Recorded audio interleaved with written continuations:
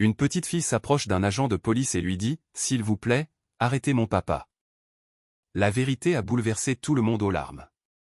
Avant de plonger dans cette histoire, laissez un commentaire ci-dessous et dites-nous d'où vous nous regardez. Bonne lecture. Le soleil matinal filtrait à travers les fenêtres poussiéreuses du Miller S dîner sur la route 23, projetant de longues ombres sur le sol en linoléum usé. L'agent Eric Ramos remua son café distraitement, regardant la vapeur s'élever en spirale paresseuse. À 29 ans, Eric avait vu son lot de situations inhabituelles dans une petite ville de l'Ohio, mais rien ne l'avait préparé à ce qui était sur le point de se produire. La clochette au-dessus de la porte tinta doucement, et Eric leva les yeux, s'attendant à voir un autre camionneur ou un navetteur matinal. Au lieu de cela, une petite silhouette attira son attention. Une petite fille, peut-être 6 ans, avec des cheveux châtains clairs qui semblaient avoir été soigneusement brossés mais étaient maintenant légèrement ébouriffés. Elle portait une robe jaune pâle qui semblait une taille trop grande, et ses petites mains serraient un lapin en peluche usé. Ce qui frappa immédiatement Eric fut à quel point elle paraissait seule. Aucun parent ne se précipita derrière elle. Aucun adulte n'appela d'une voiture à l'extérieur. Elle se tenait juste à l'intérieur de l'entrée, ses grands yeux noisettes scannant le restaurant avec un étrange mélange de détermination et de peur. « Ma chérie, où sont tes parents ?» appela Maggie, la serveuse de longue date, sa voix portant la chaleur d'une grand-mère qui avait élevé 5 enfants. La petite fille ne répondit pas à Maggie. Au lieu de cela, elle marcha directement vers la banquette d'Eric, à petits pas mesurés. Ses mouvements étaient d'une prudence anormale, comme si elle s'était entraînée à marcher sans faire le moindre bruit. Lorsqu'elle atteignit sa table, elle s'arrêta et leva les yeux vers lui avec ses yeux sérieux qui semblaient bien trop vieux pour son visage. Eric posa sa tasse de café et se pencha légèrement en avant. « Bonjour, petite. Je suis l'agent Eric. Comment t'appelles-tu » Lily, murmura-t-elle si doucement qu'il dut se forcer pour l'entendre. Lily Anderson. C'est un joli nom. Et Lily, es-tu ici avec quelqu'un ? Elle secoua lentement la tête, ne rompant jamais le contact visuel. Puis, d'une voix à peine plus qu'un murmure, mais limpide, elle prononça les mots qui résonneraient dans l'esprit d'Eric pendant des mois. « Pouvez-vous s'il vous plaît arrêter mon papa ?» Le restaurant sembla se figer. Maggie laissa tomber sa cafetière qui retentit contre le comptoir. Les 2 autres clients, un vieux fermier et un voyageur de commerce, se tournèrent pour regarder. Même le grésillement du grill de la cuisine sembla s'apaiser. Eric sentit son cœur manquer un battement. Malgré toute sa formation, à travers tous les appels pour des violences domestiques et des disputes familiales, il n'avait jamais entendu un enfant faire une demande aussi directe et dévastatrice. La façon dont elle le dit, non pas avec colère ou hystérie, mais avec le désespoir tranquille de quelqu'un à court d'options, lui donna des frissons. « Lily, dit-il doucement, sa formation de policier reprenant le dessus. C'est une chose très sérieuse à dire. Peux-tu me dire pourquoi tu veux que je fasse ça ? » Elle baissa les yeux vers son lapin en peluche, ses petits doigts triturant le tissu usé de ses oreilles. Quand elle releva les yeux, des larmes menaçaient de déborder. « Parce que, murmura-t-elle, je ne sais pas quoi faire d'autre. » La simple honnêteté de ces mots frappa Eric comme un coup. Ce n'était pas un enfant qui faisait une crise de colère ou essayait d'attirer l'attention. C'était quelqu'un qui demandait de l'aide de la seule façon qu'elle connaissait. Eric jeta un coup d'œil autour du restaurant. Chaque visage d'adulte reflétait la même inquiétude stupéfaite. Maggie avait fait le tour du comptoir et s'approchait lentement, ses instincts maternels clairement activés. Les autres clients regardaient avec cette fascination horrifiée qui survient lorsqu'on est témoin de quelque chose qui ne devrait pas arriver. « Lily, » dit Eric, sortant de sa banquette et s'agenouillant à sa hauteur. « Je vais t'aider, d'accord ? Mais d'abord, j'ai besoin de comprendre ce qui se passe. Es-tu blessé ? As-tu peur ? » Elle hocha lentement la tête à la deuxième question, serrant son lapin plus fort. « Où est ton papa en ce moment ? » À la maison, dit-elle. Il me cherche probablement. Je ne suis pas censé quitter la maison sans permission. Je vais avoir de gros ennuis. Sa voix commença à trembler, mais je devais venir. Je devais demander de l'aide à quelqu'un. Eric sentit un nœud se former dans son estomac. Chaque instinct qu'il avait développé en tant qu'officier et qu'être humain lui criait que quelque chose n'allait pas du tout. Mais il savait aussi qu'il devait être prudent. Les enfants pouvaient parfois mal comprendre les situations, et tirer des conclusions hâtives pouvait détruire une famille innocente. Lily, je vais appeler quelqu'un qui aide les enfants, d'accord? Elle s'appelle Emily, et elle est très gentille. En attendant qu'elle arrive, voudrais-tu un chocolat chaud? Pour la première fois depuis qu'elle était entrée dans le restaurant, l'expression de Lily s'adoucit légèrement. Elle hocha la tête. Alors que Maggie se dépêchait de préparer la boisson, Eric sortit son téléphone. Ses mains étaient plus stables que son cœur lorsqu'il composa le numéro d'Emily Foster. Quand elle répondit, il garda la voix basse. « Emily, j'ai besoin de toi au Miller S dîner sur la route 23, tout de suite. J'ai une petite fille de 6 ans ici qui vient de me demander d'arrêter son père. » Le silence à l'autre bout dura exactement 3 battements de cœur avant que la voix professionnelle d'Emily ne se fasse entendre. « J'arrive. Ne la laissez pas partir, Eric. Quelque chose me dit que ce n'est pas un malentendu. » Alors qu'Eric raccrochait, il regarda Lily, qui était maintenant assise sur sa banquette, ses petites mains serrant une tasse de chocolat chaud qui semblait énorme dans sa prise. Elle regardait par la fenêtre avec ses yeux sérieux. Et Eric eut le sentiment troublant qu'elle attendait quelque chose ou quelqu'un. Quel genre de situation pouvait pousser une fillette de 6 ans à entrer dans un restaurant et à demander à un agent de police d'arrêter son propre père? Et plus important encore, que se passerait-il quand ce père viendrait la chercher? Emily Foster arriva au Miller S dîner en moins de 15 minutes, le cœur battant la chamade. À 33 ans, elle avait géré d'innombrables cas difficiles, mais quelque chose dans la voix d'Eric avait déclenché tous les instincts protecteurs qu'elle possédait. Elle trouva Lily assise tranquillement dans la banquette, remuant méthodiquement son chocolat chaud avec une cuillère qui semblait trop grande pour ses petites mains. La posture de l'enfant était anormalement parfaite, dos droit, pieds joints, mains bougeant avec une précision minutieuse. « Salut, Lily, » dit Emily, glissant sur la banquette en face d'elle. « Je suis Emily. L'agent Eric m'a dit que tu avais besoin de quelqu'un à qui parler. » Lily leva les yeux avec ses yeux noisettes sérieux. « Allez-vous arrêter mon papa? » La franchise de la question prit Emily au dépourvu.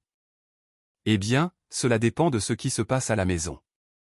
Peux-tu me parler de ta famille? » Lily serra plus fort la cuillère. « Il n'y a plus que moi et papa maintenant. Maman est allée au ciel il y a longtemps, quand j'étais petite. » « Je suis désolée pour ta maman, » dit Emily doucement. « Cela a dû être très difficile. Papa dit que je ne peux plus être triste à ce sujet parce que ça me rend faible, » murmura Lily. Il dit que je dois être forte comme il a appris à l'être. Emily et Eric échangèrent des regards. Les mots de l'enfant étaient prudents, répétés, comme si on lui avait appris exactement comment parler de la mort de sa mère. « Lily, quand tu as demandé à l'agent Eric d'arrêter ton papa, qu'as-tu voulu dire? » Pendant un long moment, Lily se contenta de remuer son chocolat. Quand elle parla enfin, sa voix était à peine audible. « Papa a des règles très strictes.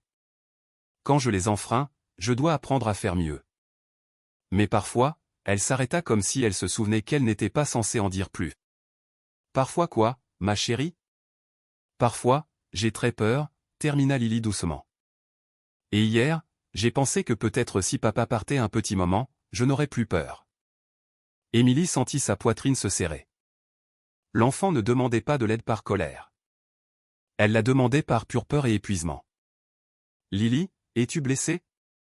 Ton papa te fait-il du mal? » « Papa ne frappe pas, » dit Lily rapidement. « Il dit que frapper, c'est ce que font les mauvais parents. Papa est un bon parent. Il m'enseigne juste différemment. » La distinction glaça Emily jusqu'aux os. Quoi qu'il se passe dans cette maison, cet enfant avait été soigneusement entraîné à le défendre. « Quel genre d'enseignement? » demanda Eric doucement. Avant que Lily ne puisse répondre, la clochette du restaurant retentit à nouveau. Un homme grand, aux cheveux foncés et aux yeux inquiets, fit irruption par la porte, scannant frénétiquement le restaurant jusqu'à ce que son regard se pose sur leur banquette. « Lily, » appela-t-il, un soulagement inondant sa voix. « Dieu merci, te voilà. » Le changement chez Lily fut immédiat et surprenant. Son petit corps se raidit, et elle se recroquevilla contre le coussin de la banquette. L'homme, clairement son père, s'approcha de leur table avec ce qui semblait être une véritable inquiétude parentale. « Je suis Jake Anderson, » dit-il, tendant la main à Eric. « C'est ma fille. Je l'ai cherchée partout. Il se tourna vers Lily avec ce qui ressemblait à une exaspération affectueuse. « Ma chérie, tu as fait mourir papa de peur. Pourquoi t'es-tu enfuie comme ça ?» Mais Émilie observait le visage de Lily. L'enfant semblait terrifié mais résigné, comme quelqu'un qui avait été surpris en train de faire quelque chose qui aurait des conséquences. Et à ce moment-là, Émilie réalisa que quoi qu'il se passe dans le foyer Anderson, il ne voyait que le tout début d'une histoire bien plus sombre. Jake Anderson semblait être un parent comme les autres. Il était soigné, bien habillé, et parlait avec une sorte d'autorité calme qui suggérait le contrôle et la stabilité. Pour quiconque l'observait, il semblait être exactement ce qu'un bon père devrait être. « Je suis tellement désolé pour cela, » dit Jake, sa main reposant de manière protectrice sur l'épaule de Lily. Émilie remarqua comment le corps de l'enfant se tendait sous son contact. Lily a eu quelques problèmes d'adaptation depuis que nous avons déménagé ici. Parfois, elle se méprend et invente des histoires. Des histoires ? Demanda Eric avec prudence. Les enfants gèrent le deuil différemment, expliqua Jake, sa voix prenant un ton presque clinique. Depuis la mort de sa mère, Lily crée parfois des scénarios où elle a besoin d'être secourue. C'est une réaction traumatique courante. L'explication semblait raisonnable, même instruite. Jake parlait comme quelqu'un qui avait fait des recherches en psychologie de l'enfant, qui comprenait les besoins de sa fille. Quel genre d'histoire raconte-t-elle ? Demanda Émilie. Le sourire de Jake était patient, compréhensif.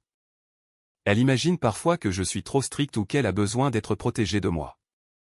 Sa thérapeute dit que c'est parce que je suis le seul parent restant, donc je représente à la fois la sécurité et la perte dans son esprit.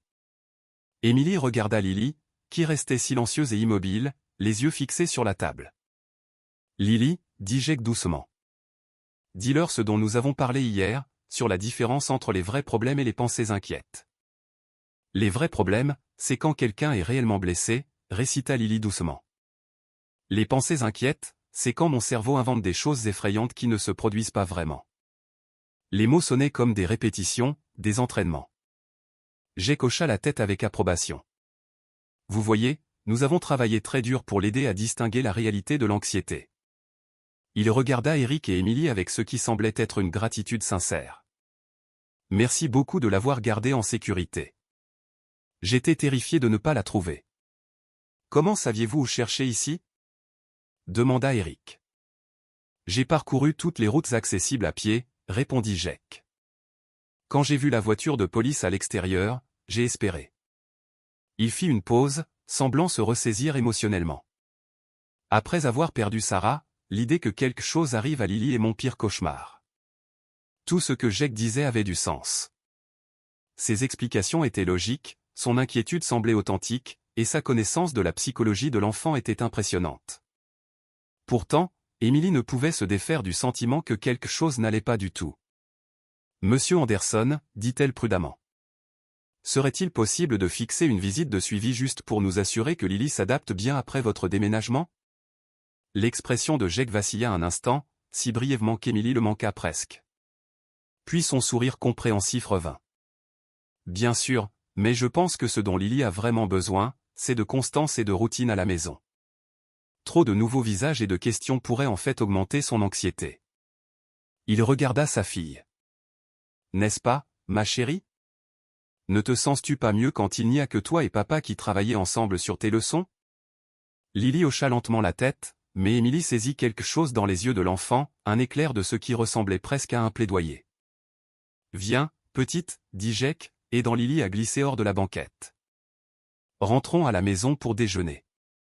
Tu dois avoir faim après ta grande aventure. » Alors qu'ils se préparaient à partir, Lily regarda par-dessus son épaule Émilie et Eric. Ses lèvres bougèrent silencieusement, formant des mots que seule Émilie put voir. « Aidez-moi. » Puis la main de Jake la guida vers la porte, et ils disparurent, laissant Émilie et Eric les regarder avec un sentiment croissant d'avoir commis une terrible erreur. Émilie ne put pas dormir cette nuit-là. Chaque fois qu'elle fermait les yeux, elle voyait le visage de Lily. Ce moment où la petite fille avait murmuré silencieusement « Aidez-moi » pendant que son père l'emmenait. Le lendemain matin, elle commença à faire des enquêtes discrètes. Le dossier de Jake Anderson était vierge, aucun casier judiciaire, aucun signalement antérieur au service de protection de l'enfance. Il travaillait comme technicien en électronique, était membre de l'église communautaire Saint Marquès, et les voisins le décrivaient comme un père célibataire dévoué. Il élève cette petite fille tout seul, dit Madame Patterson, une femme âgée qui vivait 3 maisons plus loin des Anderson. Quelle tragédie, perdre sa femme si jeune. Mais Jake s'est magnifiquement bien comporté, très dévoué à l'éducation et au développement moral de Lily. Est-ce que Lily joue avec d'autres enfants du quartier? Demanda Emily avec désinvolture. Madame Patterson secoua la tête. Oh non. Jake est très protecteur. Il lui fait l'école à la maison, vous savez. Il dit que les écoles publiques ne sont pas assez sûres de nos jours, et je ne peux pas lui en vouloir. Toutes ces histoires terribles qu'on entend. Emily remercia Madame Patterson et continua sa tournée. Chaque personne à qui elle parla raconta des histoires similaires. Jake était responsable, religieux, peut-être un peu trop protecteur. Mais c'était compréhensible étant donné ce qu'il avait traversé. Pendant ce temps, Eric menait sa propre enquête. Il passa plusieurs fois devant la maison des Anderson, remarquant son apparence soignée et sa cour bien entretenue. Les fenêtres avaient de lourds rideaux qui restaient tirés même pendant la journée. Lors de son 3e passage, il vit Jake dans le jardin lavant sa voiture. Eric se gara et s'approcha. Monsieur Anderson, agent Ramos d'hier. Je voulais juste vérifier comment va Lily. Jake leva les yeux avec le même sourire patient. Elle va beaucoup mieux, merci. Nous avons eu une bonne discussion sur le fait de s'éloigner, et elle comprend maintenant pourquoi cela a tant inquiété papa. Est-elle là? J'aimerais bien lui dire bonjour. Elle est à l'intérieur en train de travailler sur ses leçons. J'essaie de ne pas interrompre son temps d'étude. La structure est si importante pour les enfants, ne pensez-vous pas? Comme pour confirmer, Eric entendit un son de la maison, une voix d'enfant, très faible, appelant « Papa ». L'expression de Jake se tendit presque imperceptiblement. « Excusez-moi, agent. Lily a besoin de moi. » Il marcha rapidement vers la maison, laissant Eric debout près de la voiture. Alors que Jake ouvrait la porte d'entrée, Eric aperçut l'intérieur, sombre, ordonné et étrangement silencieux pour une maison avec une fillette de 6 ans. La porte se referma fermement derrière Jake, et Eric se retrouva avec plus de questions que de réponses. Ce soir-là, Emily et Eric se rencontrèrent dans un café pour comparer leurs notes. Tout le monde dit qu'il est le père de l'année, dit Emily, la frustration évidente dans sa voix. Mais quelque chose dans toute cette situation ne me semble pas juste. La façon dont Lily a agi quand il est arrivé. Eric acquiesça. Ce n'était pas du soulagement ou de la joie. C'était de la peur. Mais peur de quoi? Nous n'avons aucune preuve de méfaits. Pas de blessures, pas de témoins, pas de plainte concrète. Eric remua son café pensivement. Et si nous demandions une visite de contrôle du bien-être à domicile? Emily réfléchit. Nous pourrions essayer, mais Jake semble du genre à connaître ses droits. S'il refuse, alors au moins nous saurions avec certitude que quelque chose ne va pas. Le lendemain matin, Emily passa l'appel. Monsieur Anderson, ici Emily Foster des services de protection de l'enfance. J'aimerais fixer une brève visite pour voir comment Lily s'adapte à la maison. Il y eut une pause à l'autre bout du fil. Est-ce vraiment nécessaire? Demanda Jake. Lily va tellement bien depuis notre discussion. Je crains qu'une nouvelle perturbation ne retarde ses progrès. Ce ne serait qu'une courte visite. Une procédure standard après un incident comme celui d'hier. Une autre pause. Je suis désolé, mademoiselle Foster, mais je ne pense pas que ce serait dans l'intérêt de Lily pour le moment. Si vous estimez qu'une visite est légalement nécessaire, vous êtes libre de contacter mon avocat. La ligne se coupa. Emily regarda le téléphone. Jake Anderson venait de lui claquer la porte au nez poliment, légalement et efficacement, ce qui la rendit plus certaine que jamais que Lily Anderson était en grave difficulté. 3 jours plus tard, la persévérance d'Emily porta ses fruits d'une manière inattendue. Alors qu'elle faisait ses courses au marché local, elle aperçut Jake et Lily dans l'allée des céréales. La scène semblait parfaitement normale à distance, un père et sa fille faisant leurs achats hebdomadaires. Mais à mesure qu'Emily s'approchait, faisant semblant d'examiner des articles de petit déjeuner, elle commença à remarquer des détails troublants. Lily marchait exactement 2 pas derrière Jake, les mains jointes devant elle. Elle ne touchait rien, ne demandait rien, ne regardait même pas les boîtes de céréales colorées qui auraient typiquement captivé n'importe quel enfant de 6 ans. Lily, nous devons choisir tes céréales pour la semaine, dit Jake doucement. Ce que vous croyez être le mieux, monsieur, répondit Lily, sa voix à peine plus qu'un murmure. Monsieur, le sang d'Émilie se glaça. Quel enfant de 6 ans appelait son père, monsieur? Jake choisit une boîte de céréales à l'avoine nature. Rien avec des personnages de dessins animés ou des couleurs vives. Celle-ci a une bonne nutrition et pas de sucre inutile, expliqua-t-il. Oui, monsieur. Merci, monsieur. Émilie regarda avec fascination et horreur ce schéma se répéter dans tout le magasin. Jake prenait une décision, expliquait son raisonnement, et Lily répondait avec une gratitude mécanique. L'enfant n'exprimait jamais de préférence, ne montrait jamais d'enthousiasme, ne manifestait aucune de la spontanéité naturelle attendue d'une personne de son âge. Lorsqu'ils arrivèrent à la caisse, Jake s'écarta pour prendre un appel téléphonique. « Reste ici, Lily. Ne bouge pas. Ne touche à rien. »« Oui, monsieur. » C'était la chance d'Émilie. Elle s'approcha l'air décontracté, faisant semblant d'être surprise. « Lily, quelle bonne surprise de te revoir. » La petite fille leva les yeux, effarée, puis regarda nerveusement son père, qui était toujours au téléphone. « Salut, murmura Lily. « Est-ce que tu passes une bonne semaine ?» Lily hocha rapidement la tête. « Je suis très sage.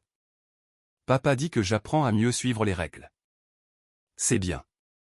Tu aimes faire les courses avec ton papa ?»« J'aime tout ce qui rend papa fier, » répondit Lily automatiquement, comme si elle récitait une réponse mémorisée.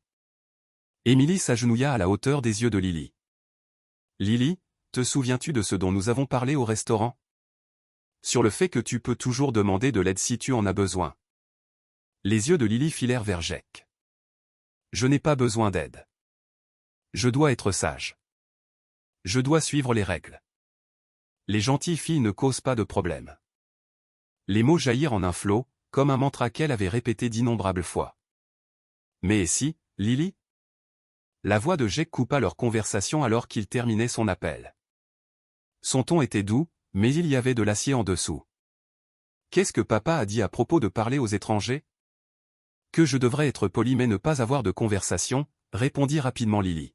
« C'est exact. » Le sourire de Jake n'atteignit pas ses yeux lorsqu'il regarda Émilie. « J'espère que vous comprenez, mademoiselle Foster. Lily travaille très dur sur les limites sociales appropriées. » Émilie se leva lentement. « Bien sûr. Je disais juste bonjour.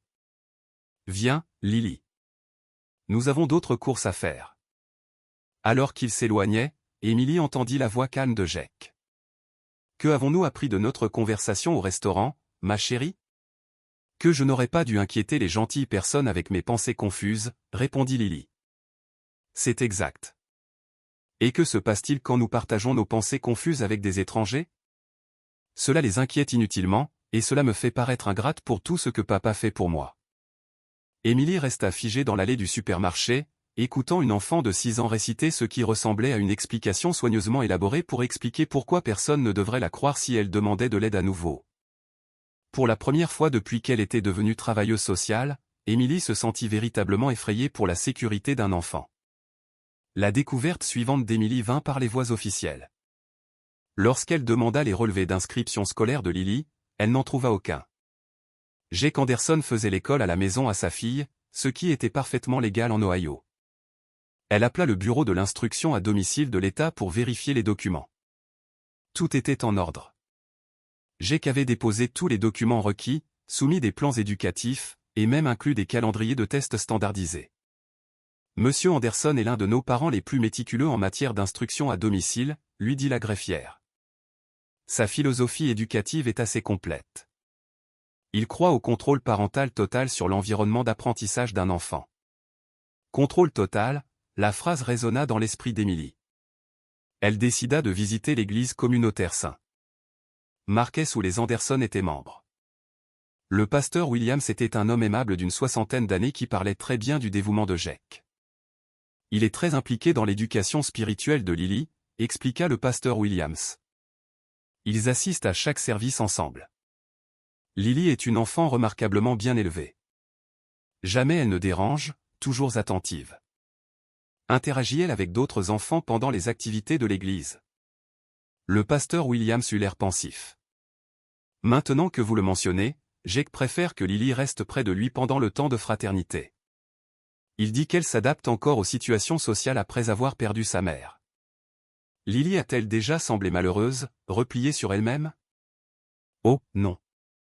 Bien au contraire. Elle est toujours très agréable, très obéissante. Parfois, je pense que les parents modernes pourraient apprendre de l'approche de Jake. Les enfants d'aujourd'hui sont beaucoup trop gâtés, ne trouvez-vous pas? Emily quitta l'église se sentant plus frustrée que jamais.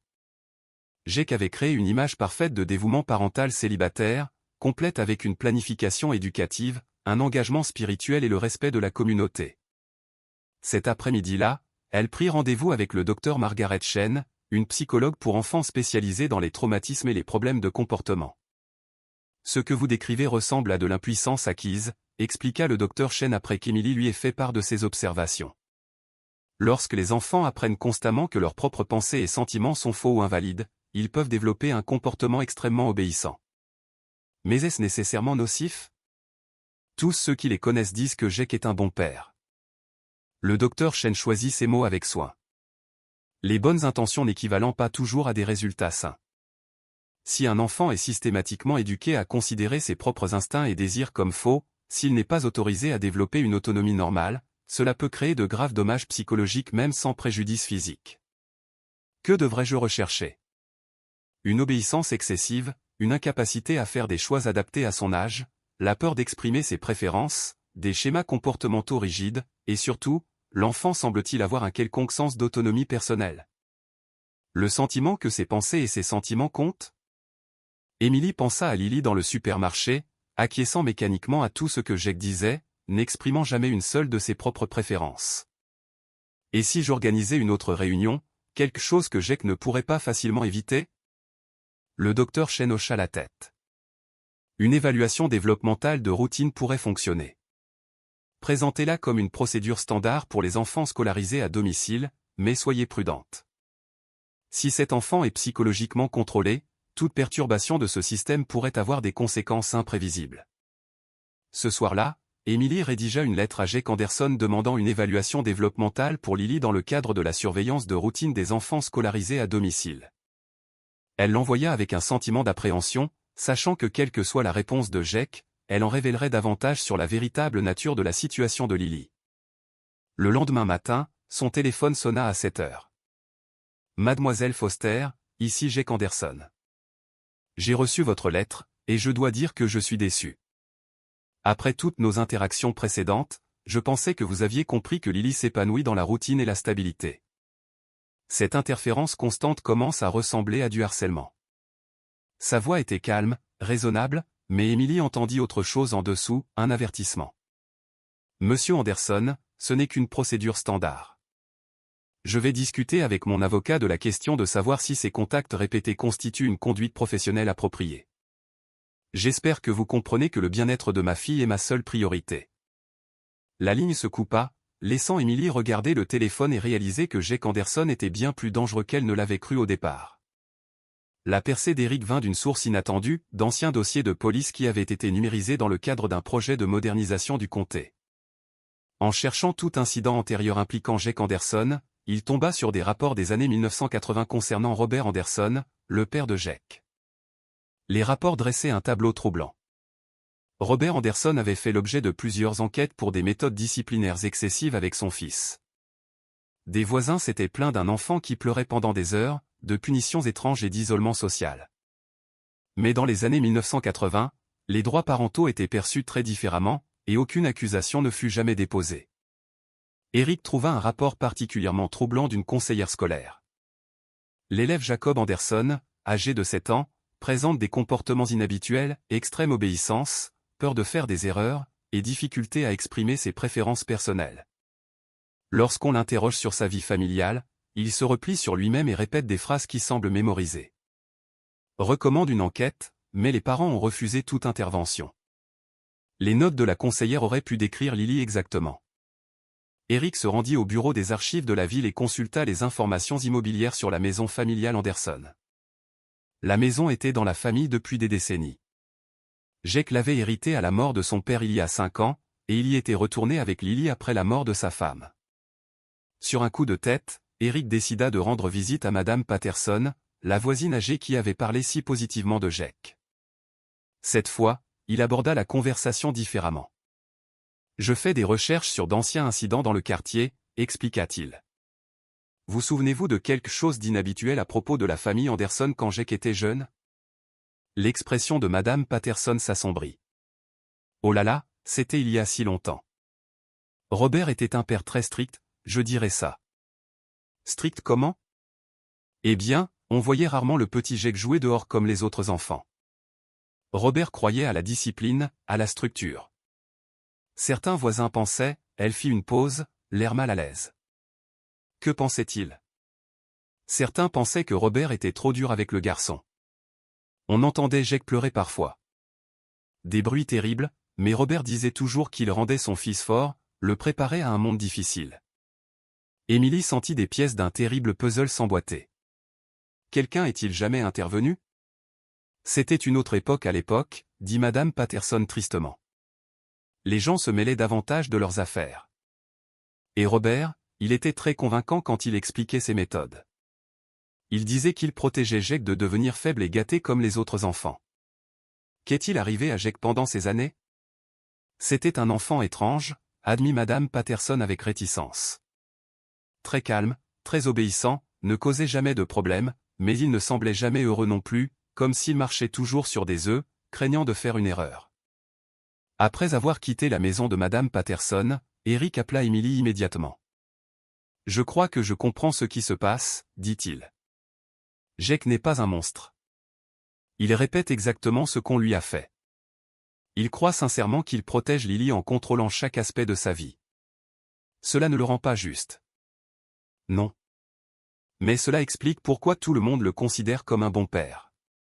Dans son esprit, il est probablement un bon père. Il fait ce que son père lui a appris, ce qu'il a survécu. » Émilie resta silencieuse un instant. Ce qui signifie qu'il ne s'arrêtera pas volontairement. Il ne pense pas qu'il fait quelque chose de mal. Et cela signifie que Lily vit la même enfance que Jake, isolé, contrôlé, et à qui l'on a appris que ses propres pensées et sentiments n'avaient pas d'importance. « Nous avons besoin de preuves concrètes, dit Émilie finalement. Quelque chose qui ne peut pas être expliqué par le deuil ou une parentalité trop protectrice. Je crois que je sais comment l'obtenir, répondit Eric. Mais nous allons devoir être très, très prudents. Émilie eut enfin l'occasion de faire une visite à domicile officielle lorsque l'avocat de Jake lui conseilla que refuser pourrait susciter plus de soupçons que coopérer. La visite fut fixée pour un jeudi après-midi, avec l'avocat de Jake présent pour observer. La maison Anderson était une étude de la perfection. Chaque surface brillait. Chaque objet avait sa place désignée. Et pas une seule chose ne semblait désordonnée. Cela ressemblait plus à une exposition de musée qu'à une maison où vivait une enfant de 6 ans. « Bienvenue chez nous », dit Jake gracieusement, conduisant Émilie à travers la porte d'entrée. Lily est très excitée de vous montrer son environnement d'apprentissage. Lily se tenait dans le salon vêtue d'une robe repassée, ses cheveux soigneusement tressés, ses mains jointes derrière le dos. Elle ressemblait à un petit soldat attendant une inspection. « Bonjour, mademoiselle Foster, dit Lily clairement. Souhaitez-vous que je vous démontre ma routine quotidienne ?» Les mots semblaient répétés, mais Émilie sourit chaleureusement. « J'aimerais beaucoup voir comment tu passes tes journées, Lily. » Ce qui suivit fut une présentation qui aurait impressionné n'importe quel inspecteur de l'éducation.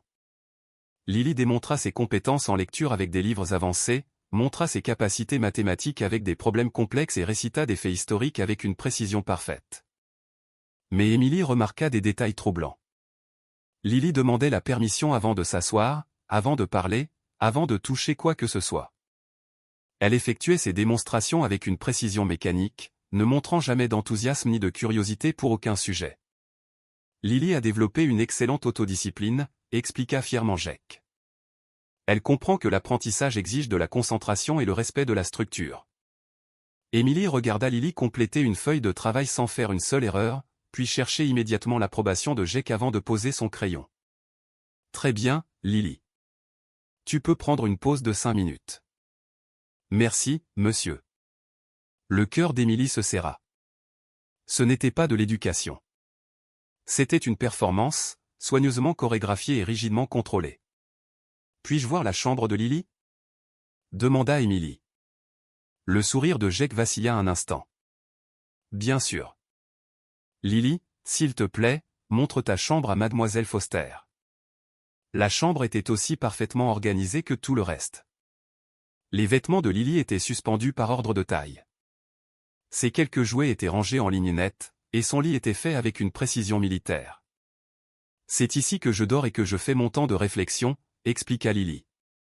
Temps de réflexion? Quand je fais des erreurs, je viens ici pour réfléchir à la façon de faire mieux la prochaine fois. Émilie s'agenouilla près du lit de Lily. À quelle fréquence as-tu du temps de réflexion? Lily jeta un coup d'œil nerveux vers l'entrée où Jake se tenait, l'observant. Chaque fois que je dois améliorer mon comportement. Et où exactement fais-tu cette réflexion? Dans mon endroit calme spécial. Peux-tu me montrer? Jake s'avança en douceur. L'endroit calme de Lily est très personnel pour elle. Elle préfère le garder privé, n'est-ce pas, ma chérie? Oui, monsieur. C'est mon endroit spécial pour apprendre à être meilleure. Émilie sentit la frustration monter. Chaque question menait à des réponses soigneusement construites. Chaque inquiétude était rencontrée par des explications raisonnables. Alors qu'il concluait la visite, Émilie fit une dernière demande. J'aimerais voir le sous-sol juste pour compléter mon évaluation. Cette fois, l'hésitation de Jake fut plus évidente. Le sous-sol sert principalement de rangement et d'atelier, pas vraiment pertinent pour les soins de Lily. Néanmoins, j'aimerais voir l'environnement complet où Lily vit. L'avocat de Jake lui murmura quelque chose à l'oreille. Après un instant, Jake hocha la tête à contre-cœur. Le sous-sol était propre et organisé comme tout le reste de la maison. Les outils étaient suspendus en rangée parfaite. Les boîtes de rangement étaient étiquetées et empilées avec précision. Mais dans un coin, Émilie remarqua quelque chose qui lui glaça le sang, un petit placard sans fenêtre avec une porte lourde et plusieurs serrures. « À quoi sert cette pièce ?» demanda-t-elle avec désinvolture. « Juste un rangement supplémentaire, » dit Jake rapidement. « Très poussiéreux là-bas. Nous le gardons fermé pour la sécurité de Lily. » Mais Émilie avait vu la réaction de Lily lorsqu'elle regarda vers le placard. L'enfant était devenu pâle, et ses mains avaient commencé à trembler. En remontant à l'étage, Émilie sut qu'elle avait trouvé ce qu'elle cherchait. Ce placard n'était pas un rangement. C'était l'endroit calme de Lily, l'espace où une enfant de 6 ans était envoyée pour réfléchir à ses erreurs. Et Émilie commençait à comprendre que pour Lily Anderson, même la plus petite erreur pouvait entraîner des heures d'isolement dans cet espace sombre et confiné. La visite se termina par des politesses et des assurances. Mais Émilie quitta la maison des Anderson avec une boule au ventre et la certitude absolue qu'il lui restait peu de temps pour sauver Lily d'une enfance qui détruisait lentement son esprit. Le placard verrouillé hantait les pensées d'Émilie. Cette nuit-là, elle contacta de nouveau le docteur Chen, décrivant ce qu'elle avait vu. L'isolement comme punition peut être extrêmement préjudiciable aux enfants, expliqua le docteur Chen. Surtout l'isolement prolongé dans des espaces confinés. Cela peut causer de l'anxiété, de la dépression et des traumatismes psychologiques à long terme. Mais comment prouver que le placard est utilisé à cette fin? Il vous faudrait le témoignage de l'enfant elle-même. Et les enfants dans ces situations sont souvent trop effrayés ou conditionnés pour parler honnêtement. Émilie savait que le docteur Chen avait raison. Lily avait été soigneusement entraînée à présenter les méthodes de son père comme normales et bénéfiques. La faire admettre la vérité exigerait de gagner entièrement sa confiance. L'occasion se présenta plus tôt que prévu. Jake appela Émilie le lendemain matin. « Lily a posé des questions sur vous depuis votre visite, dit-il, son ton suggérant que ce n'était pas entièrement positif.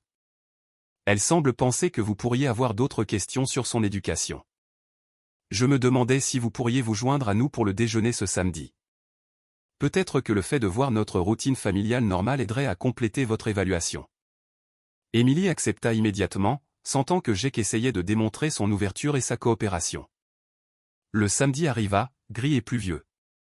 Émilie trouva la maison Anderson aussi immaculée qu'auparavant, avec en plus une table à manger parfaitement dressée et l'odeur de la soupe maison. Le déjeuner fut une expérience surréaliste. Lily mangea en silence absolu, sauf si des questions directes lui étaient posées, mâchait exactement 20 fois avant d'avaler et demandait la permission avant de boire de l'eau. Jake maintint une conversation joyeuse, discutant des progrès éducatifs de Lily et de leurs projets pour le week-end. Lily et moi sommes très proches, expliqua Jake alors qu'il finissait de manger. Après avoir perdu Sarah, nous avons appris à dépendre entièrement l'un de l'autre. Cela doit créer un lien spécial, répondit Emily prudemment. Oh, oui. Lily me dit tout, n'est-ce pas, ma chérie? Oui, monsieur. Papa dit que les secrets entre membres de la famille peuvent causer des problèmes. Après le déjeuner, Jake s'excusa pour prendre un appel professionnel, laissant Emily seule avec Lily pour la première fois depuis le restaurant. Lily, dit Emily doucement, te souviens-tu de ce que tu m'as dit au restaurant, à propos d'avoir peur? L'expression de Lily devint réservée. Papa m'a expliqué que c'était des pensées inquiètes, pas de vraies pensées. Mais si c'était de vraies pensées? Et si tu avais vraiment peur parfois? Lily jeta un coup d'œil vers la cuisine où la voix de Jake pouvait être entendue. Je ne suis plus censé avoir des pensées effrayées. Quand j'en ai, je dois aller dans mon endroit calme jusqu'à ce qu'elles s'arrêtent. Ton endroit calme au sous-sol? Lily hocha la tête, puis se ravisa. Ça m'aide à mieux réfléchir. Papa dit que réfléchir dans des endroits calmes rend plus fort. Combien de temps restes-tu dans ton endroit calme? Jusqu'à ce que je n'ai plus peur. Parfois, ça prend beaucoup de temps. Emily sentit son cœur s'emballer. Lily, ton endroit calme a-t-il des fenêtres? De la lumière? Les endroits calmes sont censés être sombres. C'est ce qui les fait fonctionner. Avant qu'Emily ne puisse poser d'autres questions, Jake revint de son appel. Mais elle en avait assez entendu. Lily était placée en isolement prolongé dans un espace sombre et confiné en guise de punition pour des émotions normales de l'enfance comme la peur ou la tristesse. Alors qu'Emily se préparait à partir, Lily l'accompagna jusqu'à la porte. À un moment où Jake se détourna, la petite fille attrapa la main d'Emily et murmura si doucement que seule Emily put l'entendre, « Parfois, j'oublie comment respirer là-dedans. » Ces mots frappèrent Emily comme un coup physique. Lily n'était pas seulement punie. Elle vivait de véritables crises de panique pendant son enfermement, et elle avait appris à les endurer seule dans l'obscurité parce qu'exprimer sa peur était interdit. Emily serra doucement la main de Lily et lui murmura en retour, « Je vais t'aider, d'accord ?» Pour la première fois depuis qu'Emily la connaissait, l'expression soigneusement contrôlée de Lily se fissura, et une seule larme roula sur sa joue. Puis Jake revint, remerciant Emily d'être venue, la raccompagnant à sa voiture, expliquant à quel point cette visite avait compté pour lui et pour Lily. Emily partit en sachant qu'elle avait enfin les preuves dont elle avait besoin, mais aussi en sachant que demander à Lily de répéter ces mots officiellement pourrait être la chose la plus difficile qu'elle n'aurait jamais à demander à un enfant. Armée de la confession murmurée de Lily, Emily savait qu'elle devait mieux comprendre les motivations de Jake avant d'agir. Elle arrangea une rencontre privée avec lui, la présentant comme une discussion de suivi sur les besoins développementaux de Lily. Ils se rencontrèrent dans un café tranquille du centre-ville. Jake arriva à l'heure, habillé de manière professionnelle, et portant un dossier contenant ce qui semblait être du matériel éducatif. J'ai apporté quelques exemples du travail de Lily, dit-il, s'installant dans la banquette en face d'Emily. Je pense que vous serez impressionné par ses progrès. Emily parcourut les papiers. Écriture parfaite, problèmes mathématiques complexes résolus correctement, réponse à des essais démontrant des compétences de raisonnement avancées. C'est un travail remarquable pour une enfant de 6 ans, dit Emily sincèrement. Le visage de Jake s'illumina de fierté. Elle est exceptionnelle, mais il faut du dévouement pour atteindre ce niveau d'excellence. La plupart des parents d'aujourd'hui sont trop permissifs, trop prêts à accepter la médiocrité. Parlez-moi de votre philosophie éducative. Jake se pencha en avant, ses yeux prenant une qualité presque fervente. Les enfants sont comme de l'argile. Ils peuvent être modelés en n'importe quoi, mais seulement avec une pression constante et des attentes claires. Mon père m'a appris que la faiblesse s'apprend, elle n'est pas héritée. Votre père? Il était en avance sur son temps, dit Jake doucement. Alors que d'autres parents gâtaient leurs enfants, il me préparait à la vraie vie, m'apprenant que les sentiments sont temporaires, mais que la force est permanente. Emily choisit ses mots avec soin. Quel type de méthode d'enseignement utilisait-il? Structure, conséquences, limite claire entre le comportement acceptable et inacceptable. La voix de Jake prit une qualité lointaine, comme s'il récitait quelque chose qu'il avait mémorisé il y a longtemps. Il m'a montré que lorsque vous supprimez les distractions externes et que vous vous concentrez sur l'intérieur, vous pouvez surmonter toute faiblesse. Distractions externes? Lumière, bruit, confort? Toutes les choses qui empêchent une pensée claire. Il m'a appris que la solitude et le silence sont le lieu de la vraie croissance. Émilie se sentit mal. Jake décrivait son propre isolement d'enfant comme un cadeau plutôt que comme un traumatisme. Combien de temps duraient généralement ces sessions d'apprentissage? Aussi longtemps que nécessaire.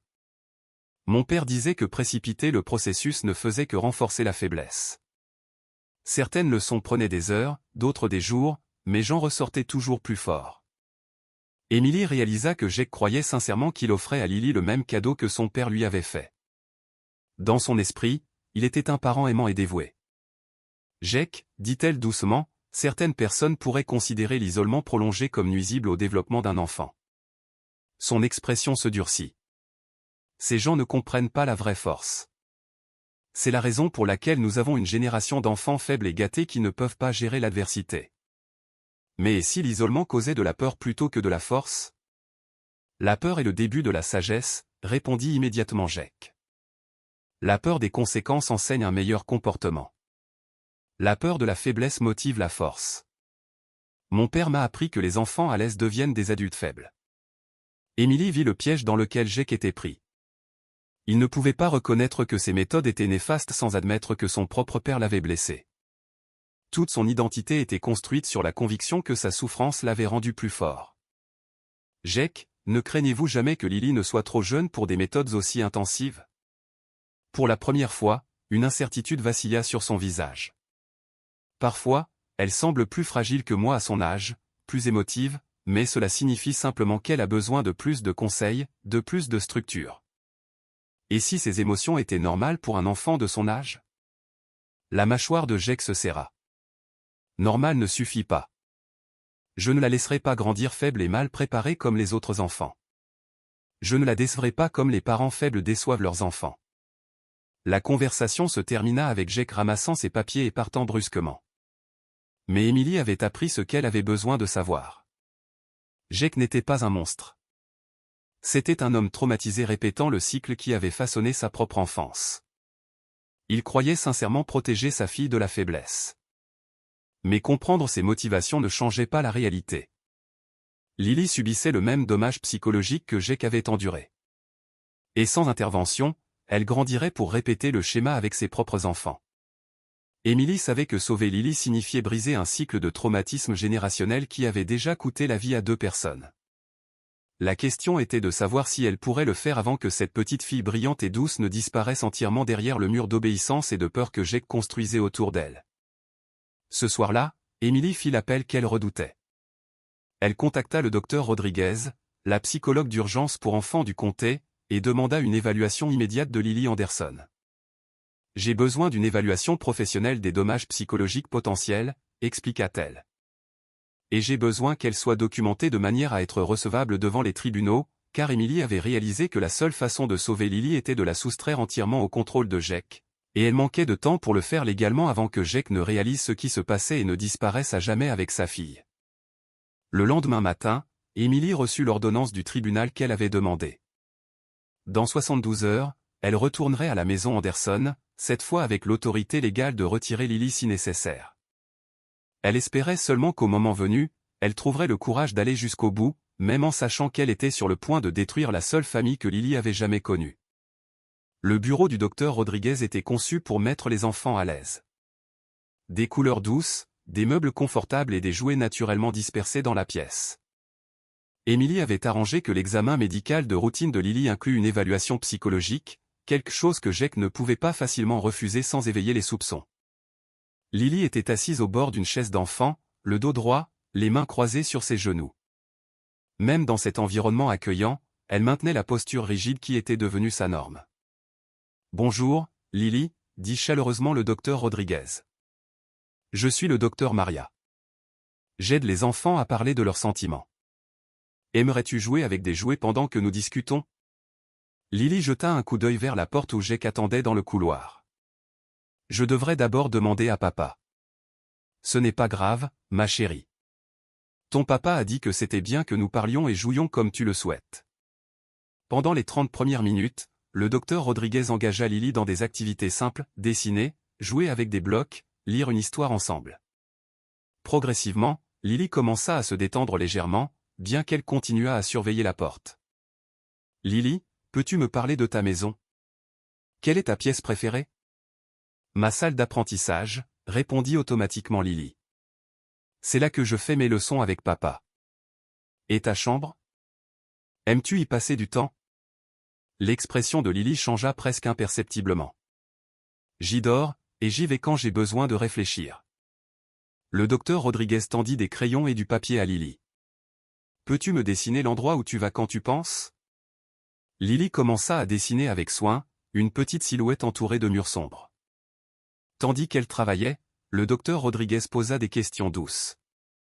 Parle-moi du temps de réflexion, Lily.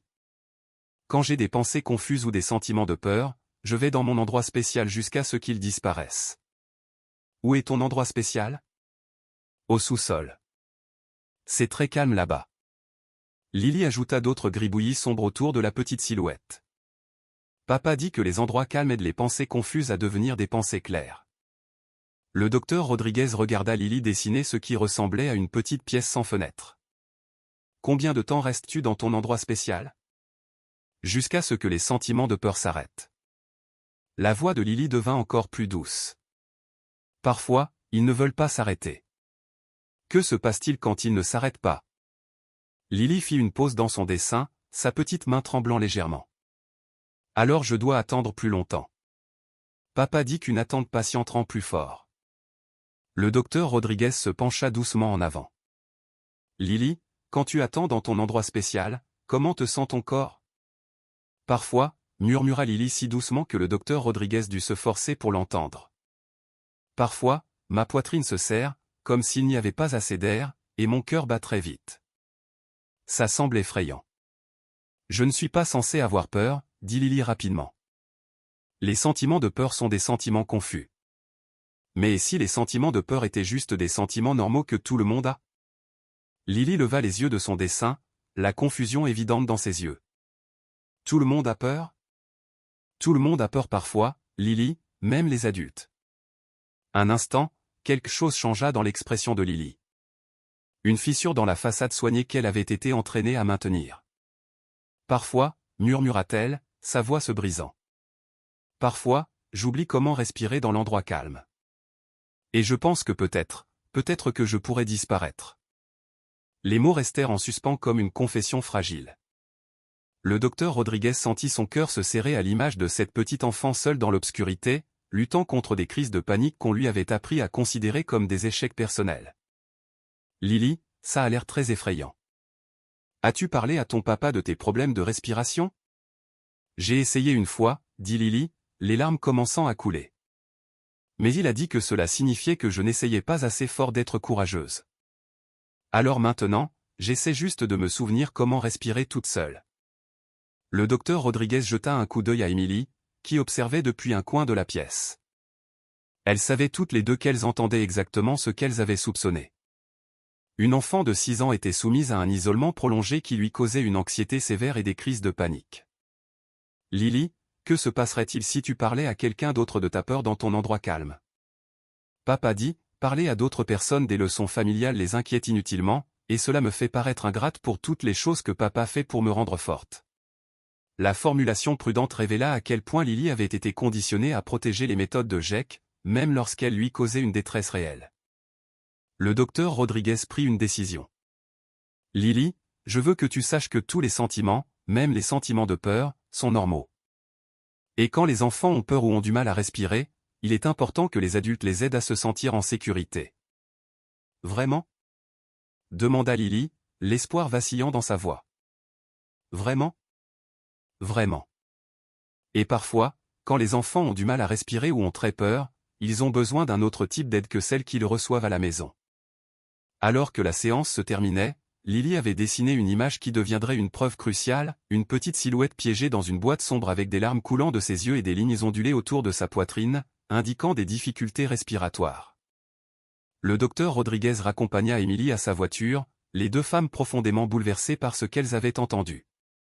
Cet enfant présente des réactions traumatiques, dit doucement le docteur Rodriguez. Crise de panique, claustrophobie, impuissance acquise. Nous avons maintenant suffisamment de preuves. Emily hocha la tête, bien que son cœur fût lourd. Demain, nous y retournons avec l'ordonnance du tribunal. Emily, vous faites la bonne chose. Cette petite fille se noie, et on lui a appris que se noyer était de sa faute. Cette nuit-là, Emily ne put dormir, sachant qu'en moins de 24 heures, elle devrait regarder Jake Anderson dans les yeux et lui retirer la fille qu'il croyait sincèrement protégée. Mais elle savait aussi que les mots murmurés de Lily, parfois, j'oublie comment respirer, la hanteraient à jamais si elle n'agissait pas. Le matin arriva, gris et froid, reflétant l'humeur d'Emily alors qu'elle se rendait à la maison des Anderson avec Eric et deux autres agents en renfort. L'ordonnance du tribunal pesait lourd dans sa mallette, un document juridique qui allait changer 3 vies à jamais. Madame Patterson travaillait dans son jardin quand ils arrivèrent, et son visage pâlit en voyant les véhicules officiels. La nouvelle se répandrait rapidement dans le quartier que quelque chose de grave se passait chez les Anderson. Jake ouvrit la porte avec Lily à ses côtés, tous deux vêtus impeccablement comme toujours. Son sourire vacilla lorsqu'il vit le groupe de fonctionnaires sur son seuil. « Mademoiselle Foster, quelque chose ne va pas ?» Emily sentit sa poitrine se serrer en regardant Lily, qui se tenait parfaitement immobile à côté de son père, sentant la tension mais n'en comprenant pas la source. « Monsieur Anderson, j'ai une ordonnance du tribunal pour la garde protectrice d'urgence de Lily Anderson, » dit Emily, sa voix ferme malgré son cœur battant. Basée sur des preuves de préjudice psychologique. Les mots frappèrent Jake comme un coup physique. Son visage devint blanc, puis rouge, puis redevint blanc. Préjudice psychologique? De quoi parlez-vous? Je ne ferai jamais de mal à ma fille. Jake, s'il vous plaît, laissez-nous entrer pour que nous puissions discuter calmement. Non, c'est insensé. La voix de Jake monta pour la première fois depuis qu'Emily le connaissait. Lily, dis-leur. Dis-leur à quel point tu es heureuse, à quel point papa prend bien soin de toi. Lily regarda entre les adultes, la confusion et la peur évidente sur son petit visage. Papa, qu'est-ce qui se passe? Ai-je des problèmes? Jake s'agenouilla et serra Lily dans ses bras, ses propres mains tremblant. Non, ma chérie. Ces gens sont confus. Ils pensent que papa te fait du mal, mais nous savons que ce n'est pas vrai, n'est-ce pas? Tu ne me fais pas de mal, papa, dit doucement Lily.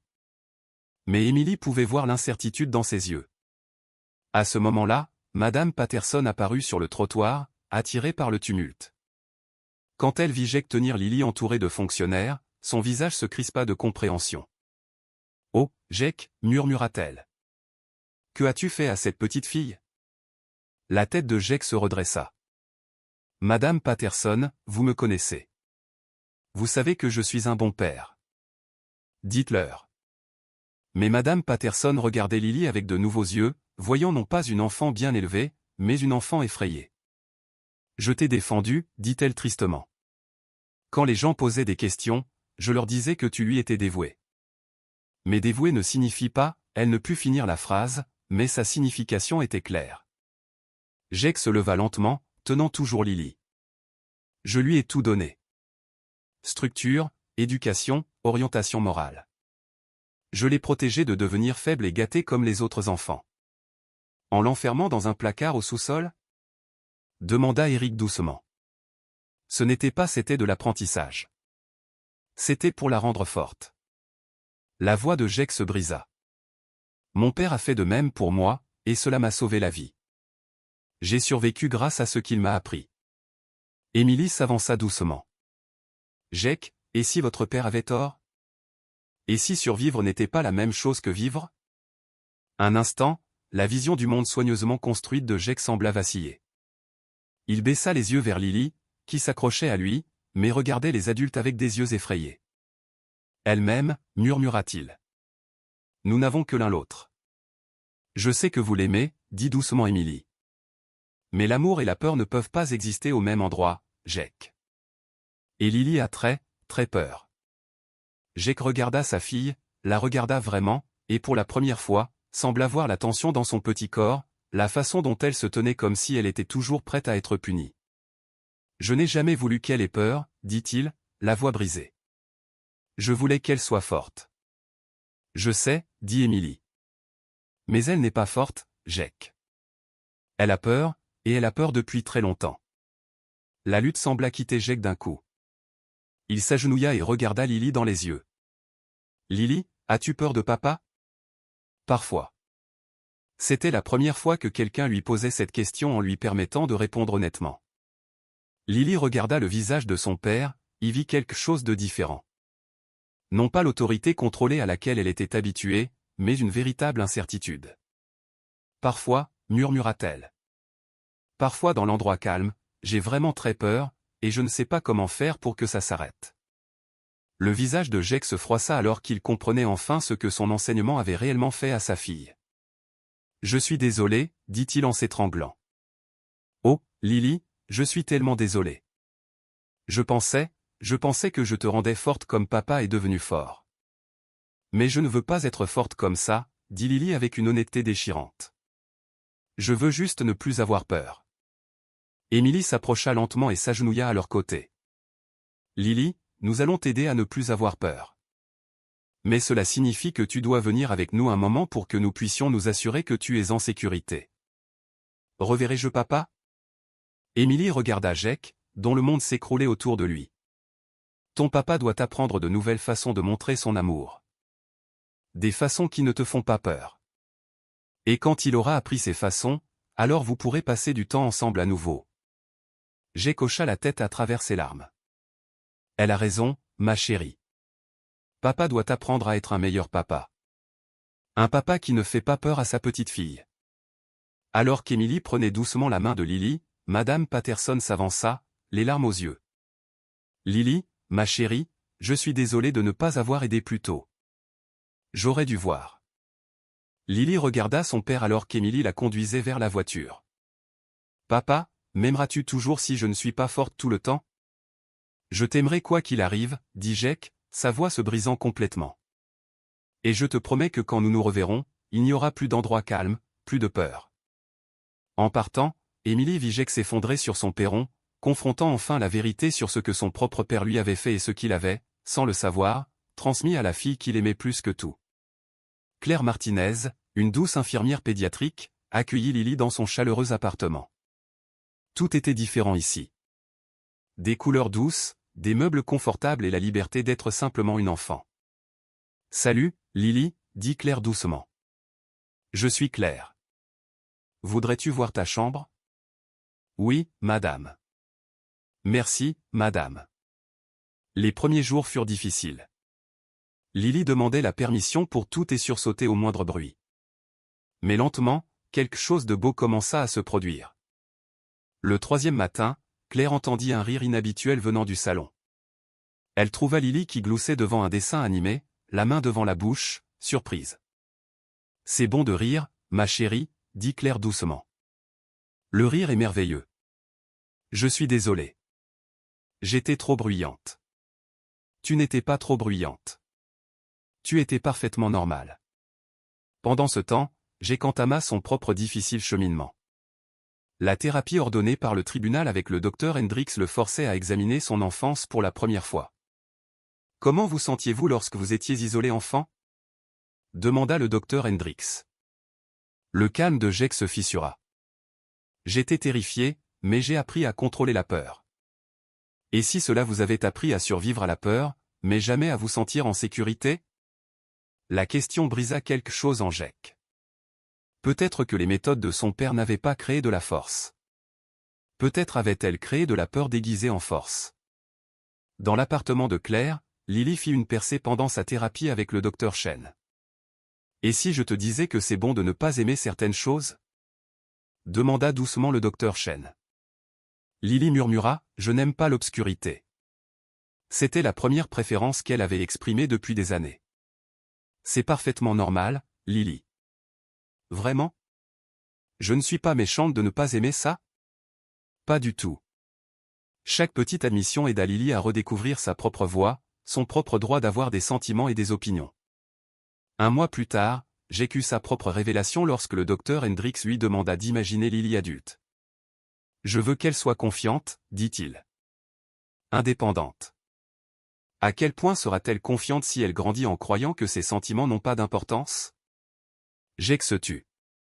Finalement, il murmura, « Elle sera exactement comme moi, effrayée de se faire confiance, effrayée d'être heureuse. » Pour la première fois, Jake pleura non seulement ce qu'il avait fait à Lily, mais aussi ce qui lui avait été fait. Père et fille guérissaient séparément, apprenant ce à quoi ressemblait réellement l'amour sain. 3 mois plus tard, Jake et Lily montraient des progrès remarquables. Lily s'épanouissait sous la garde de Claire. Elle choisissait ses propres vêtements, exprimait ses préférences alimentaires et contredisait même les adultes quand quelque chose lui semblait injuste. « Claire, je veux porter la robe rouge aujourd'hui », annonça Lily un matin. « Ça me rend heureuse. » Claire sourit, se souvenant du temps où Lily ne savait pas qu'elle avait le droit d'être heureuse. En thérapie, Lily a appris à classer les situations en catégories « acceptables » et « non acceptables ». Si quelqu'un met un enfant dans un endroit sombre quand il a peur, est-ce acceptable ? Demanda le docteur Chen. Pas acceptable, dit Lily fermement. Les enfants effrayés ont besoin d'aide, pas d'endroits sombres. Pendant ce temps, Jake travaillait intensivement avec le docteur Hendricks, apprenant à séparer l'amour du contrôle. « Je veux voir Lily, dit-il lors d'une séance. Elle me manque terriblement. Le fait qu'elle vous manque et que vous soyez prêt à être un parent en toute sécurité sont deux choses différentes. Qu'avez-vous appris sur l'expression de l'amour sans contrôle ? L'amour, c'est vouloir que quelqu'un soit heureux et l'aider à se sentir en sécurité. Le contrôle, c'est faire des choses à quelqu'un à votre façon parce que vous avez peur. Que faisiez-vous avec Lily ? Le contrôle, admit Jake douloureusement.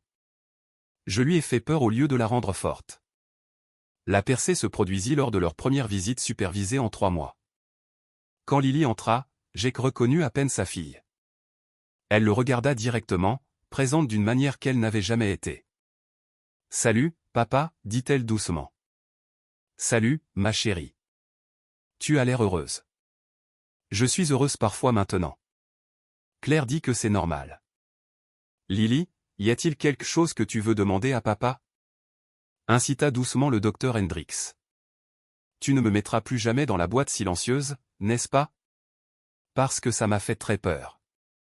Et les sentiments de peur sont normaux. » Jake regarda sa fille et vit non pas une obéissance parfaite, mais la petite fille courageuse qui avait demandé de l'aide. « Plus jamais, promit-il les larmes aux yeux. Je n'ai pas compris. Je te faisais du mal. Je pensais te rendre forte, mais je te faisais peur. C'était mal. Apprends-tu à être un papa qui ne fait pas peur aux enfants ? J'essaie très fort chaque jour. » Lily sourit. Non pas le sourire prudent d'avant, mais un vrai qui atteignit ses yeux. « J'aimerais ça. Je t'aime, papa, mais je ne veux plus avoir peur. » 6 mois après ce matin au Miller dîner, Emily était assise dans la salle de conférence du tribunal de la famille, assistant à un miracle. La même pièce où ce difficile voyage avait commencé contenait maintenant la promesse d'un nouveau chapitre magnifique. Jake Anderson avait l'air complètement différent, ses épaules détendues, ses yeux clairs et sereins. Quand Lily entra dans la pièce, elle ne marcha pas des pas prudents et mesurés dont Emily se souvenait. Au lieu de cela, elle courut directement vers son père avec la joie pure d'une enfant qui se sentait vraiment en sécurité. « Papa, je t'ai fait un dessin. »« Laisse-moi voir, ma chérie, » dit Jake, s'agenouillant à sa hauteur. Quelque chose qu'il avait appris à faire naturellement au cours des derniers mois. Lily déplia fièrement un dessin coloré de 2 silhouettes souriantes debout sous un soleil éclatant devant une maison aux immenses fenêtres. Des fleurs s'épanouissaient partout, des oiseaux volaient au-dessus, et les 2 silhouettes avaient les bras grands ouverts comme pour embrasser le monde entier. « C'est nous dans notre nouvelle maison, » expliqua-t-elle avec enthousiasme. « Celle avec les grandes fenêtres et pas de sous-sol. Et regarde, j'ai dessiné des fleurs joyeuses partout parce que Claire m'a appris qu'on peut planter des choses juste parce qu'elles sont jolies, pas parce qu'elles doivent faire un travail. » Jake examina le dessin avec une réel émerveillement. 6 mois auparavant, l'œuvre d'art de Lily avait été précise, contrôlée, incolore. Cette explosion de joie et d'imagination lui montrait à quel point sa fille avait grandi. « Parle-moi de ces oiseaux, Lily. » « Ce sont des oiseaux de la liberté, dit-elle d'un ton terre à accent grave terre. Ils volent où ils veulent, et personne ne leur dit qu'ils ne peuvent pas chanter trop fort. Émilie sentit les larmes lui monter aux yeux. Même les métaphores de Lily avaient évolué de la peur à la liberté. Le docteur Hendricks s'adressa à l'équipe de réunification avec une satisfaction évidente. Jake a démontré une croissance remarquable et constante sur 6 mois. Il a appris à reconnaître ses déclencheurs émotionnels, développé des stratégies d'adaptation saines, et surtout, il a intériorisé la différence cruciale entre protection et contrôle. Sa compréhension de la parentalité appropriée a été complètement transformée, ajouta le docteur Chen. Et Lily est absolument florissante.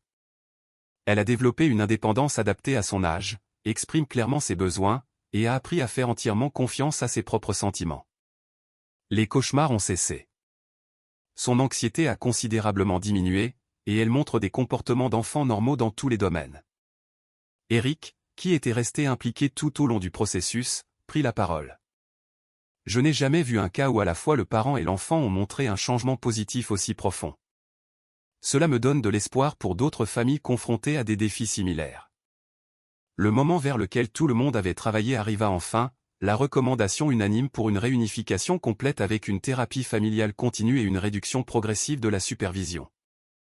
Alors qu'ils se préparaient à quitter le bâtiment ensemble, Lily s'arrêta devant la grande fenêtre qui donnait sur le parking. Émilie se rappela la première fois qu'elle avait vu Lily à une fenêtre, effrayée, piégée, demandant à un étranger d'arrêter son papa. « Regarde, papa, » dit Lily, montrant leur reflet dans la vitre. « Je n'ai plus peur, et toi ?» Jake s'agenouilla à ses côtés, voyant leurs deux reflets. Un père et une fille qui avaient traversé la vallée la plus sombre et en étaient sortis à la lumière du soleil. « Tu sais ce que je vois quand je nous regarde ?» demanda Jake doucement. « Quoi ?» Je vois une petite fille courageuse qui s'est sauvée elle-même et son papa en étant assez forte pour demander de l'aide quand elle en avait besoin. Lily pencha pensivement la tête. « Et qu'est-ce que tu vois quand tu te regardes maintenant ?» C'était une question qui aurait terrifié Jake il y a 6 mois. Tout examen de lui-même avait été trop douloureux. Maintenant, il répondit avec une honnêteté tranquille. « Je vois un papa qui a encore beaucoup à apprendre chaque jour, mais qui aime suffisamment sa petite fille pour continuer à apprendre, aussi difficile que cela puisse être. J'aime aussi apprendre de nouvelles choses, dit Lily joyeusement. Claire dit que c'est ça, grandir, apprendre de nouvelles choses sur soi et sur le monde. Alors qu'ils se dirigeaient vers leur voiture, Émilie remarqua quelque chose de magnifique. Ils marchaient côte à côte. Lily sautant parfois en avant, parfois traînant pour examiner quelque chose d'intéressant, mais toujours au rythme naturel d'un enfant en sécurité avec un parent de confiance. Lorsqu'ils atteignirent le passage piéton, Jake prit naturellement la main de Lily, non pas pour la contrôler, mais simplement pour la garder en sécurité dans la circulation. « Mademoiselle Émilie » appela soudain Lily, revenant pour une dernière conversation. « Je veux vous dire quelque chose d'important. »« Qu'y a-t-il, ma chérie ? » ?»« Merci d'avoir écouté quand j'ai demandé de l'aide ce jour-là. Et merci d'avoir aidé papa à apprendre à m'aimer de la bonne manière, de la manière qui me rend sûre et heureuse au lieu d'avoir peur. » Émilie s'agenouilla et serra dans ses bras cette remarquable petite fille qui avait trouvé le courage de se sauver et, ce faisant, avait aussi sauvé son père. « De rien, Lily. Mais tu as fait le plus dur. Tu as trouvé ta voie. Tu n'as jamais abandonné l'espoir. Et tu nous as tous appris à quoi ressemble le vrai courage. »« Qu'est-ce que le vrai courage ?» demanda Lily curieusement. « Le vrai courage, c'est demander de l'aide quand on en a besoin, même quand on a peur. Le vrai courage, c'est dire la vérité même quand c'est difficile. Et le vrai courage, c'est croire que tu mérites d'être heureuse et en sécurité. » Jake s'approcha et ajouta doucement, « Et le vrai courage, c'est admettre quand on a tort et travailler chaque jour pour faire mieux. » Alors qu'Émilie regardait Jake et Lily partir vers leur nouvelle vie, une vie construite sur la confiance au lieu de la peur, l'ouverture au lieu du secret, et l'amour sain au lieu du contrôle. Elle pensa à la transformation dont elle avait été témoin. Leur nouvelle maison se trouvait dans une rue calme bordée de chênes. Elle avait de grandes fenêtres qui laissaient entrer une lumière abondante, un plan ouvert qui encourageait la connexion, et pas de sous-sol du tout. Jake l'avait choisi spécifiquement parce qu'il voulait que Lily ressente la liberté de bouger, de jouer, d'exister simplement sans peur. 6 mois plus tard, Émilie reçut un colis par la poste. À l'intérieur se trouvait une photo montrant Jake et Lily dans un parc de quartier. Lily volait sur une balançoire, son visage rayonnant de rire, tandis que Jake se tenait à proximité avec la posture détendue d'un parent qui faisait confiance à son enfant pour explorer le monde en toute sécurité.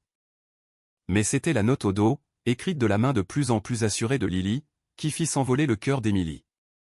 Nous apprenons tous les deux à être heureux chaque jour. Merci de nous avoir aidés à retrouver notre chemin l'un vers l'autre. Avec amour, Lily et papa. Emily plaça soigneusement la photo sur son bureau où elle lui rappellerait chaque jour que même les familles les plus brisées peuvent guérir lorsqu'il y a un amour sincère, un soutien professionnel et le courage de changer. L'histoire qui avait commencé par une enfant terrifiée demandant de l'aide était devenue une histoire d'espoir. Une preuve vivante qu'avec de la détermination, de la compassion et une intervention appropriée, les familles peuvent apprendre à s'aimer en toute sécurité et à construire de nouvelles fondations de confiance. Et au Miller S dîner dans l'Ohio, Maggie raconte toujours aux clients ce matin inoubliable où une petite fille courageuse a rappelé à tous que parfois, la chose la plus importante qu'un adulte puisse faire est simplement d'écouter quand un enfant trouve le courage de dire sa vérité. Parfois, la guérison nécessite de briser ce qui est cassé avant de reconstruire quelque chose de beau et de fort.